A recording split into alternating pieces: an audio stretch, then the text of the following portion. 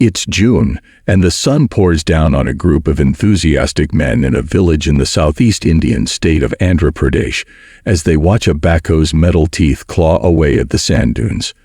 As the hours pass, the search yields nothing, and the guys are on the verge of giving up. Something astonishing appears: the top of a beautiful Hindu temple lost beneath the sands decades earlier.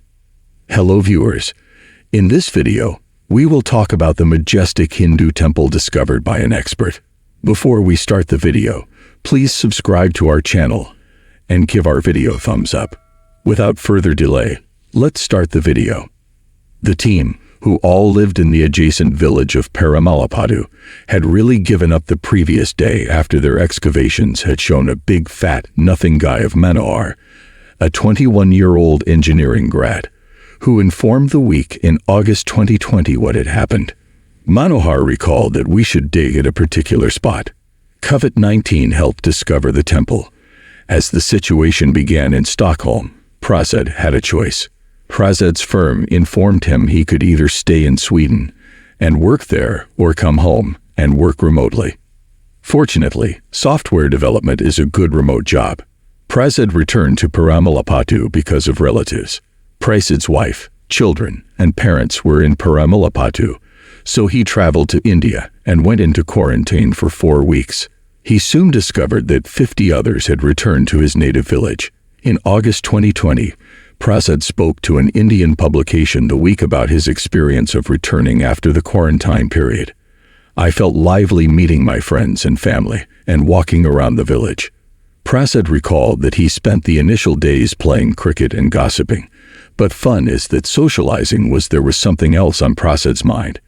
It was a topic that he'd long pondered on the lost temple. As a kid in the village, Prasad had heard tales about this lost holy site.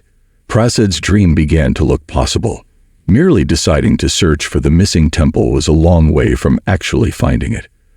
Of course, local residents had tried to find the legendary temple in the past without success, so there was absolutely no guarantee that Prasad and his buddies would fare any better in their search, but Prasad figured it was still worth trying. It was the middle of June 2020 when a group of villagers assembled near Paramalapadu, ready to start digging in their hunt for the temple. Before work began, there was a pious prayer session. Once that was over, hunters, including Prasad's religious guide, the man who encouraged him to search, found their holy grail at the top of the lost temple on the second day of the quest. Cue scenes of rejoicing. The teams crowed around the viewable section of the turret.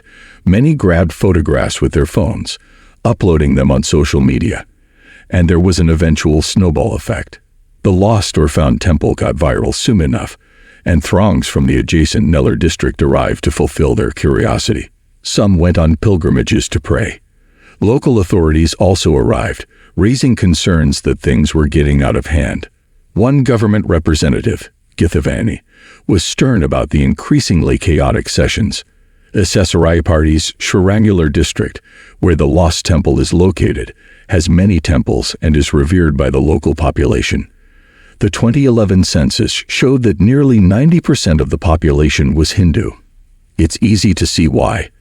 The dedication of many Hindus makes the temple special places in society, and the exquisite architecture elevates many of them, possibly even more. Nelson's most famous temple is Talpajuri Ranganatha Swami, erected in the 7th or 8th century by the Pallava dynasty, which governed southern India for 600 years from the 6th century forward. It lies close to the river Penna. The Ranganatha Swami temple is in the city of Nellore, the region's main metropolis, and you have to use superlatives to describe this extraordinary building, which was further developed by the Hindu king Raja Mahendra Varma during the 12th century. Its centerpiece is the main entrance, soaring some 70 feet into the sky.